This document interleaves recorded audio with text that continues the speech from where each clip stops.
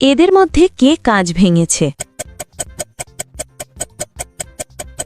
তো তুমি কি বলতে পারো এদের মধ্যে কে কাঁচ ভেঙে ফেলেছে? 5%-এরও কম মানুষই বের করতে পারে কে কাঁচ ভেঙেছে।